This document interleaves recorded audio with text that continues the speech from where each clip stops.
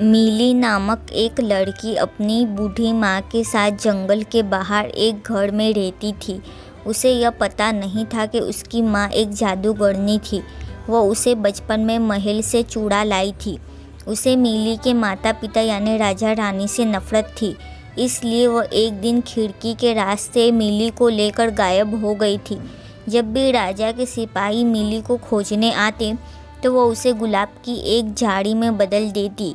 मिली बहुत सुंदर लड़की थी। उसे यह नहीं मालूम था कि वह एक राजकुमारी थी।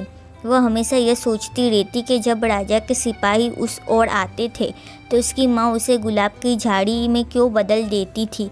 एक दिन मिली ने अपनी माँ से पूछा, माँ, जब भी राजा के सिपाही इधर आते हैं तो आप मुझे गुलाब की झाड़ी क्यों बना देती हो।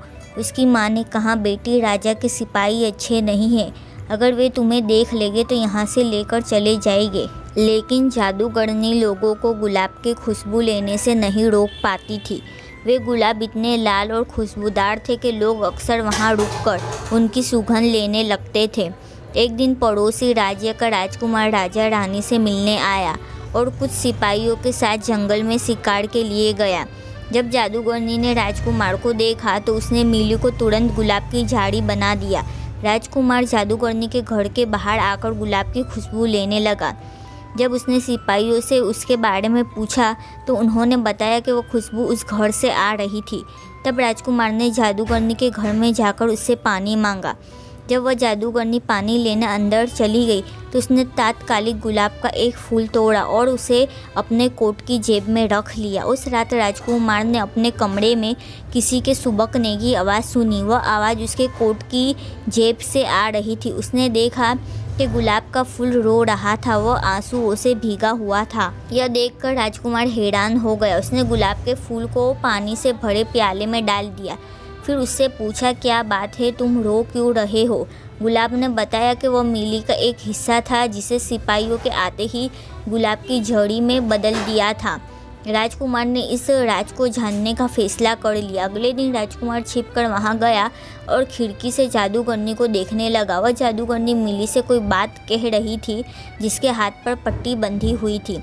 मिली अपनी माँ से कह रही थी, देखो माँ, कल राजकुमार ने मुझे तोड़ा तो आज चोट आ गई। आप मेरे साथ ऐसा क्यों करती हो। मिली की माँ ने कहा, अगर राजा के आदमी इधर आए तो तुम छिप जाना, फिर वे अन्य फूल नहीं तोड़ पाएंगे।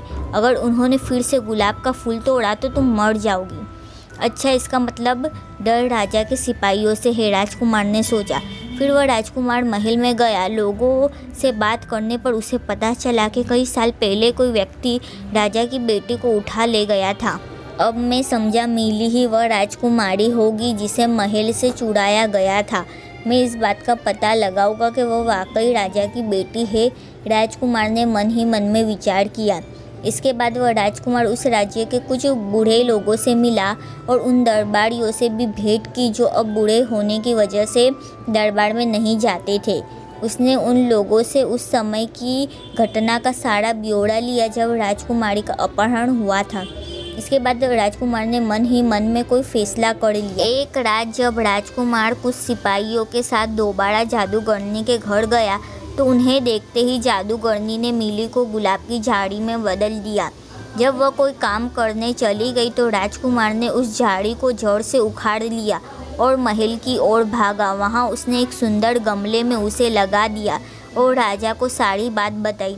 अगली सुबह राजा ने जादूगरनी को बंदी बना लिया और उससे कहा कि वह गुलाब की झड़ी को राजकुमारी में बदले। जादूगरनी ने गुलाब की झाड़ी को राजकुमारी में बदल दिया। इसके बाद जादूगरनी को एक तय खाने में बंद कर दिया गया। फिर राजकुमारी मिली की शादी राजकुमार से हो गई और वे दोनों खुशी खुशी रहने लगे।